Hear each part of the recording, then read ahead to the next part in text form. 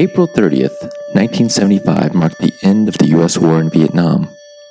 Between 1965 and 1975, the war took the lives of over 58,000 Americans and at least 1 million Vietnamese.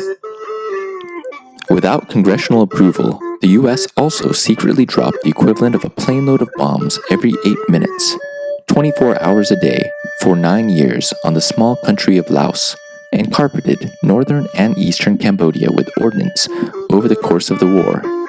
In Cambodia, the end of the Vietnam War marked the beginning of the terror of the Khmer Rouge genocide, which killed approximately 1.7 million Cambodians, over 20% of the country's population. These crises created a mass exodus of refugees into Thailand and onto the open sea to Malaysia, Hong Kong, and Indonesia. This was the largest humanitarian refugee crisis the world had seen and lasted over 2 decades.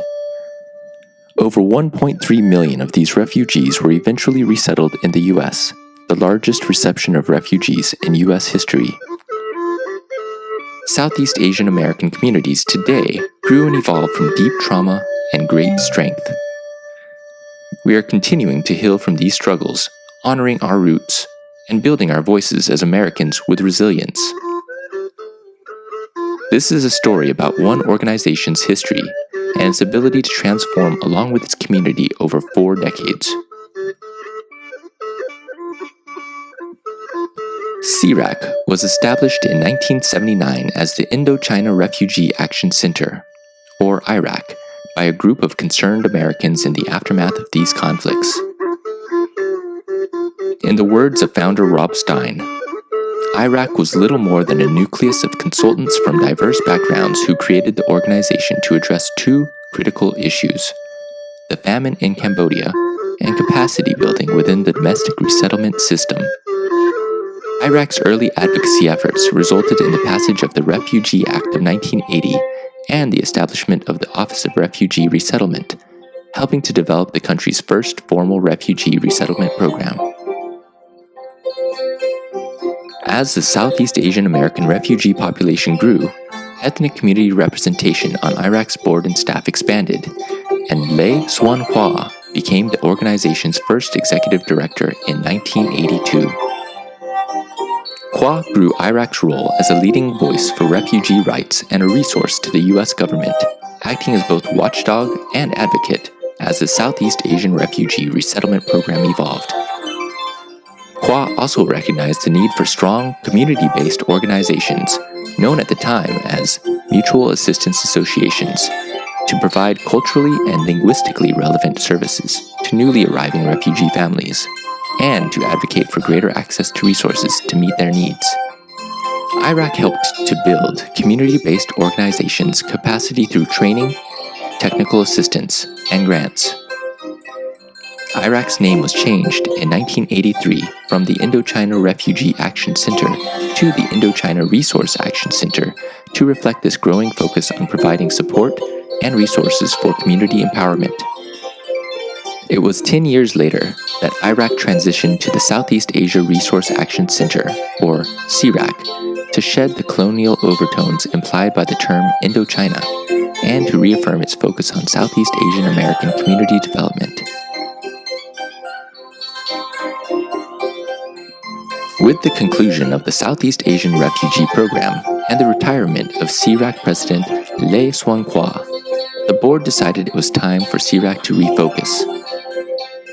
At its September 1997 retreat, the board defined SEARAC's roles as coalition leader, coordinator, facilitator, and advocate for all Southeast Asian Americans on issues of common interest. By January 1998, a new executive director, Kai-Ying Yang, was recruited.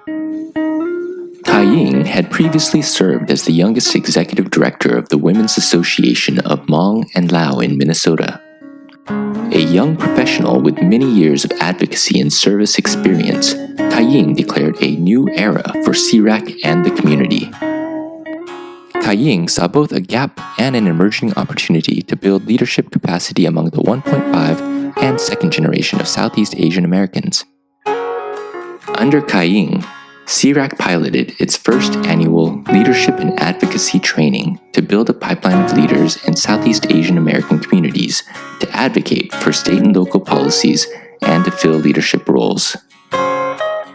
Since the first LAT in 1999, SEARAC has trained over 800 emerging leaders, including almost 150 from Minnesota, many of whom have gone on to advocate and organize with youth, parents, and grandparents at the local, state, and national levels.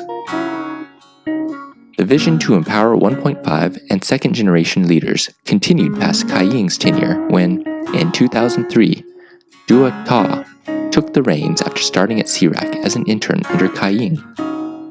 Through her nearly 9 years with SEARAC, Dua brought the Southeast Asian American voice into national policy conversations and brought SEARAC into powerful spaces in Congress and the White House.